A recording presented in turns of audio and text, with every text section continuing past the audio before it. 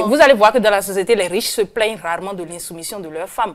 Parce qu'elle a tout à sa disposition et elle ne se plaint pas. Et qui se plaît alors les gens avec les moyens un peu plus limités. Voilà, c'est eux qui se plaignent souvent. Parce que quand elle n'est pas à l'aise et qu'elle n'a pas certaines choses, je vais dire des choses essentielles à sa disposition, il y a de la colère, il y a du ressentiment et ça peut conduire à une insoumission.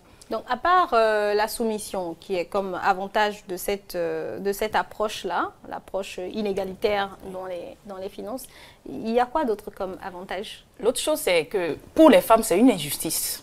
Parce que si sur le plan des finances, nous sommes à 50%, les hommes africains, je vais dire les hommes béninois, ils ne sont pas trop dans le ménage.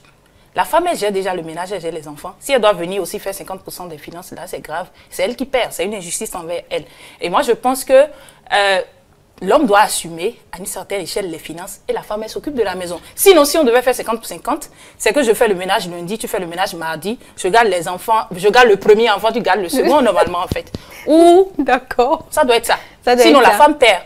D'accord, donc ça veut dire que si tu payes l'électricité et je paye l'eau, c'est que tu t'occupes du premier enfant ou bien de l'enfant du lundi au mercredi. Tu cuisines le lundi et puis voilà. Et pendant les week-ends, j'ai aussi le droit de sortir avec mes copines et je te laisse les enfants. Là, c'est du vrai 50-50. Tout est partagé, quoi. Voilà. Mais si c'est juste les finances, c'est que de l'autre côté, c'est pas bien.